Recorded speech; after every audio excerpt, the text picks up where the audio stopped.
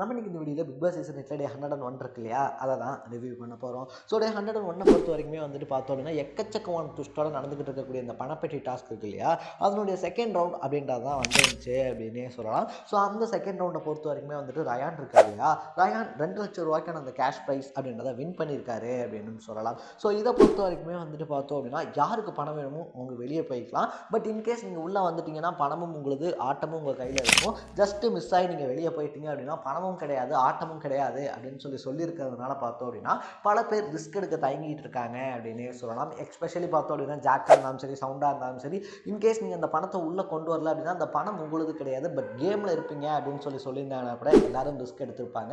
நீங்கள் out of the game போயிடுவீங்க அப்படின்னு சொன்னதுனால எல்லாரும் ரொம்ப யோசிச்சுக்கிட்டு இருக்காங்க.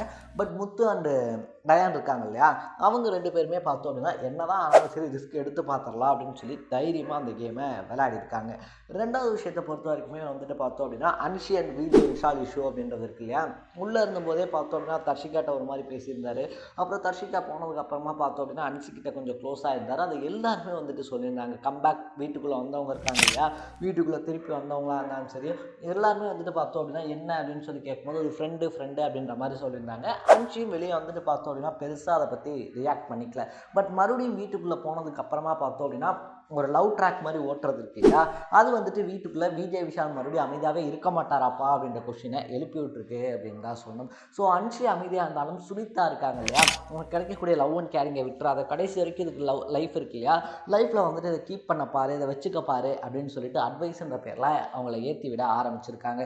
ஒரு பக்கத்தில் தர்ஷிகா பார்த்தோம் அப்படின்னா அப்பயே பவி சொன்னாலே பேசாமல் வாய மூடிட்டு இருந்திருக்கலாமே, எல்லாம் எனக்கு தெரியும் எல்லாம் எனக்கு தெரியும், ஏன் கேம் இதை அஃபெக்ட் பண்ணாது அப்படின்ற மாதிரி வீர வசனம்லாம் பேசிட்டு கேமை கோட்டை விட்டு நிற்கிறோமே அப்படின்னு சொல்லிட்டு ஒரு மாதிரி மன உளைச்சலில் இருக்காங்க அப்படின்னே சொல்லலாம். ஸோ விஜய் விஷாலை பொறுத்த வரைக்குமே பார்த்தோம் அப்படின்னா அவர் தர்ஷிகானுடைய கேம் இருக்கு இல்லையா, அதை முழுக்க கொலாப்ஸ் பண்ணிட்டாரு அப்படின்றது தெரியாமல் ஒரு பக்கத்தில் அன்ஷியோட ஜாலியாக ஒரு பாட்டுக்கு விளையாடிக்கிட்டு இருக்காரு அப்படின்னு தான் சொல்லணும். இது வந்துட்டு பார்த்தோம் அப்படின்னா ஏர்னவ் இருக்கார் இல்லையா, ஏர்னவுக்கு ஒரு பக்கத்தில் கடுப்பை ஏற்றி விட்டுருக்கு. என்னதான் நடக்குது பிக் பாஸ் வீட்டுக்குள்ளே, இது பிக் பாஸ் வீட்டாடா இல்லை ஏதாவது சீரியல் செட்டாடா அப்படின்ற மாதிரி இவங்கள்ட்ட பேசிகிட்டு இருந்தவங்க அவங்கள்ட்ட பேசுறது, அவங்கள்ட்ட பேசிக்கிட்டு இருந்தவங்க அவங்கள கண்டுக்காமல் போகிறது அப்படின்ற மாதிரி ஆளுக்கு ஒரு பக்கம் மூஞ்சை திருப்பி வச்சுக்கிட்டு இருக்காங்க அப்படின்னு தான் சொல்லணும்.